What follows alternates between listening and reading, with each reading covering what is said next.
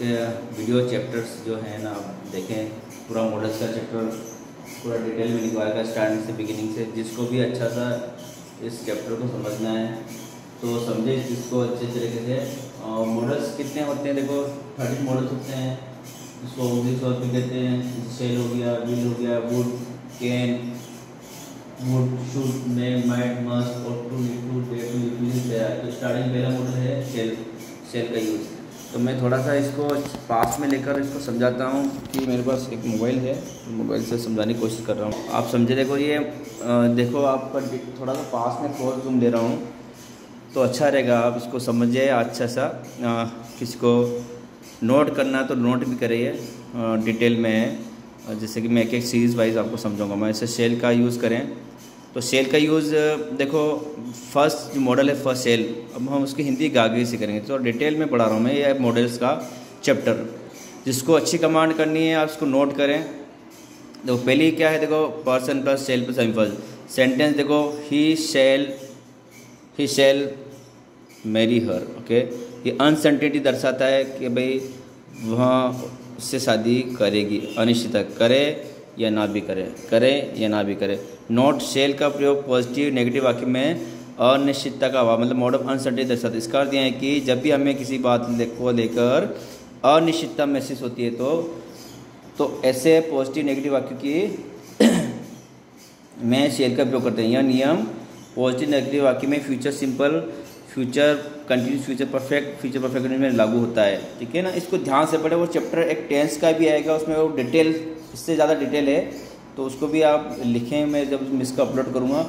और जैसे next sentence है इसका, ही शेल नॉट मैरी होता है। देखो मैंने ही बताया पॉजिटिव नेगेटिव वाक्य में शेल का प्रयोग क्या करता है, अनिश्चितता, अनसर्टेनिटी है। नेगेटिव में भी होगा, वहाँ से शादी नहीं करेगा, मतलब करे या भी नहीं करे। दे शेल कम टुडे, वे आज आएंगे, अनिश्चितता, आए या ना, अनिश्चितता, अनसर्टेनिटी। ओके, और नेक्स्ट जो है, नेक्स्ट सेंटेंस जो है, they shall not come today, वे आज नहीं आएंगे, अनसर्टेनिटी। ओके, अब नेक्स्ट जो है ना, इसका रूल देखो डिटेल में है। थोड़ा सा मैं हाथ इसको ले रखा है तो थोड़ा सा आप जूम करके देखें अच्छा सा। जैसे पर्सन प्लस सेल बी, ये रूल नेक्स्ट रूल है इसका सेल का, plus noun, pronoun, adjective, article, determiner, preposition, conjunction आता है। जैसे कि दे शेल बी कॉमेट्स विद सब पार्टी, अनिश्चितता। ठीक है, शेल कभी भी यूज़ होता है पॉजिटिव नेगेटिव में तो अनिश्चितता का यूज़ होता है, मतलब इसका। तो ये नाउन हो गया comets, he shall be his friend. ठीक है, ये हिंदी लिखी हुई है, ये भी है उसका दोस्त होगा। शी शेल बी इंटेलिजेंट, होशियार होगी, ये एक्सिटी हो गया। He shall be a doctor, they shall be there, ये डिटर्मिनेंस हो गया। She shall be at home, घर पे होगी। ठीक है, he shall be either her father और अंकल, या तो उसके पिताजी होंगे, शेल बी उसके, या फिर चाचा जी। और नेक्स्ट जो है ना इसका रूल दिखे, इसका एक person plus shall be plus M B first plus object, कौन सा, फ्यूचर कंटिन्यूस। ओके, तो पूरा डिटेल है, आप उसको अच्छा सा नोट करें। दे shall be playing cricket. Okay, way cricket खेल, अनसर्टेनिटी। ओके, मैंने बताया ना अनसर्टेनिटी होगी पॉजिटिव में। Okay, she shall be learning English, वहाँ अंग्रेजी सीख रही होगी, कागज से हिंदी होगी। और इंट्रोगेटिव वाक्य में कैसे क्या करते हैं, मैं इसका आगे एक डिटेल का वीडियो बनाऊंगा, उस डिटेल में आप समझे के। और नेक्स्ट जैसे कि जो रूल नया है, पर्सन प्लस शेल है प्लस एम्बिशन प्लस ऑब्जेक्ट, ये फ्यूचर परफेक्ट है। They shall have informed him, उन्होंने उसे सूचित किया होगा, ये भी अनसर्टेनिटी है फ्यूचर परफेक्ट में। दे शेल नॉट है इन्फॉर्म हिम। ठीक है, अब यहाँ पे देखो मैंने विल का क्यों यूज़ किया, क्योंकि शेल नहीं आएगा फ्यूचर परफेक्ट में या फ्यूचर कंटिन्यूस में। क्योंकि क्या होता है, शेल का उपयोग करते तो परमिशन होता है। परमिशन मतलब जूनियर से, फ्रेंड से, यंगर से हमें परमिशन है, शेल गो, क्या मैं जाऊँ, इसका मैं डिटेल में वीडियो बनाऊंगा आपको, पर ये समझा रहा हूँ कि यहाँ पे शेल नहीं आएगा, विल ही यूज़ होगा। ओके, ये नेक्स्ट लिखा हुआ देखो ये। तो फिर देखो इस शेल का नेक्स्ट यूज़ है person plus shall have been plus M, ये कौन सा फ्यूचर परफेक्ट कंटिन्यूस है ना, सिंस और for. They shall have been talking each other for half an hour, वे एक दूसरे से आधे घंटे से बात कर रहे होंगे। तो इसका इसी का नेक्स्ट वीडियो देखिए आप, थोड़ा सा कोशिश करें कि इसको समझें, क्योंकि मेरे पास ये मोबाइल जो है ना अच्छा क्वालिटी का नहीं है। कोशिश करूँगा कि नेक्स्ट टाइम पे मैं अच्छा सा मोबाइल लेके आऊँ। ओके, ये नेक्स्ट वीडियो आप देखें, उसी का ही है, उसी का नेक्स्ट बोर्ड है ये मॉडल्स। स्टूडेंट पढ़ने आते हैं तो मैं लिखवाता हूँ उनको, तो फिर मैं वीडियो फिर बनाता हूँ इनका। मैंने सोचा कि बच्चों को बेनिफिट हो। तो नेक्स्ट जो है ना सेल का यूज़ देखो, पर्सन प्लस सेल है plus noun oblique pronoun exit article. जैसे कि नाउन आएगा तो शेल है के पास हे से अर्थ निकलता, व्यक्ति के पास होने से अर्थ निकलता है, ठीक है ना। ही शेल है मनी, उसके पास पैसे होंगे, ये भी अनसर्टेनिटी हो या ना भी हो ना। ही शी शेल है हिज स्नैप, उसके पास का फोटो का हिज क्या है, प्रोनाउन है। ये पूरा डिटेल है, इसको नोट करोगे और पढ़ोगे तो सारा समझ में आएगा। शी शेल हैव ब्यूटी, उसमें खूबसूरती होगी। She shall have a scooty, उसके पास स्कूटी होगी, ठीक है। ये कि ये देखो आप कंडीशन है ना, ये मैं टेंस के अंदर समझा रही पर ये भी आपको डिटेल में समझा रहा हूँ, तो आप उसको नोट करें, क्योंकि चैप्टर टेंस पढ़ोगे, एक्टिव पैसिव, फॉर्मेशन, कंडीशन, ये मॉडल्स नंबर 5 का चैप्टर फिर भी मैंने लिखा है, तो मैं इसको डाउनलोड कर रहा हूँ, वीडियो बना रहा हूँ उसका मैं। जैसे कि पर्सन प्लस सेल है बीन, आपको पता है सेल है बीन के बाद अपन एम बी फर्स्ट प्रेजेंट लगाते हैं तो कौन सा होता है यूज, फ्यूचर परफेक्ट। मगर यहाँ पे कंडीशंस के अकॉर्डिंग फ्यूचर परफेक्ट आएगा। देखिए बीन यहाँ पे क्या है, थर्ड फॉर्म में आता है, और बीन का डिमेंड जैसे ही सेल है been a colonel in the army, वो फौज में कर्नल रहा होगा। जैसे यहाँ पे पर्सन सेल है क्या है, helping verb been third form में, और यहाँ पे आर्टिकल और नाउन है, ठीक है, फ्यूचर परफेक्ट है। दे शेल है been class been in the class 10th, वे कक्षा 10वीं में सब पढ़े रहे होंगे। देखो आप ध्यान से देखें, मैं स्लो कर देता हूँ और वीडियो तो अच्छा रहेगा। She shall have been beautiful in her prime of youth, वह उसके ज़माने में खूबसूरत रही होगी, रह चुकी होगी। जैसे कि ये नेक्स्ट सेंटेंस देखो, यही सेंटेंस देखो बीन का कैसे कैसे यूज़ कर रही है, लीव और मेड साथ निकलता है।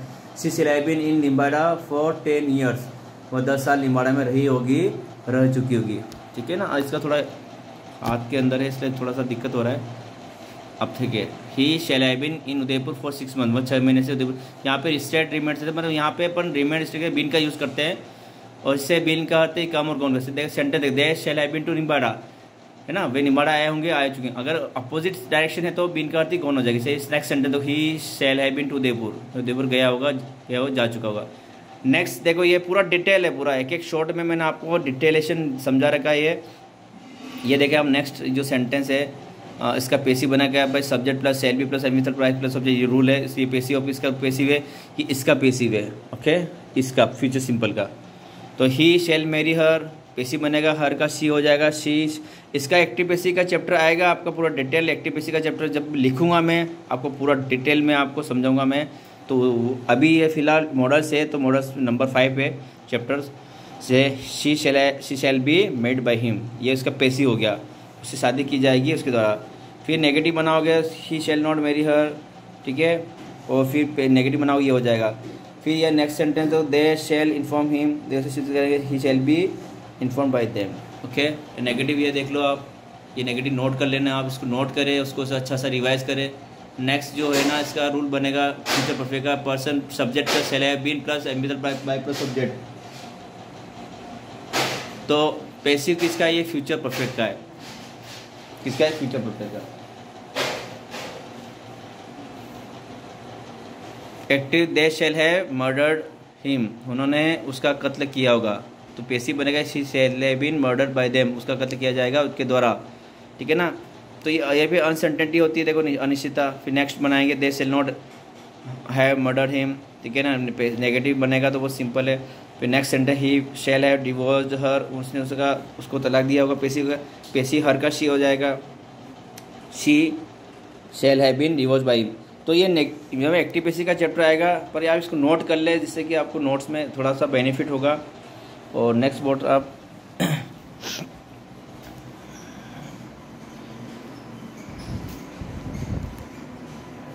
ये नेक्स्ट बोर्ड है, इसी का नेक्स्ट भी सेल चल रहा है। देखो पर्सन प्लस सेल प्लस मैक प्लस, ये बहुत अच्छा रूल है फॉर्मेशन का, ये भी डिटेल में, पर मैं इसको शॉर्ट में मैं क्योंकि आपको एक एक चीज़ समझा रहा हूँ आपको। तो किसी को अपन क्रिया करवाते हैं या जिससे कि खुश करना है, रुलाना है, तो इसलिए सेंटेंस बनते हैं, ठीक है। या तो एम ई फर्स्ट आएगा, एग्जिट आएगा, रूल आपको नोट करना है। वहाँ उसे हंसा देगा, हंसाएगा। तो ही शैल मेक हर लाभ, वहाँ उसे खुश करेगा, रखेगा। ही शैल मेक हर हैप्पी। वही गेट का यूज़ भी होता है जब अपना काम हो। ये भी पूरा डिटेल में समझाऊंगा, पर मैं आपको शॉर्ट में इसलिए इसका एक मॉडल्स में थोड़ा सा समझाने की कोशिश की मैंने, ठीक है ना।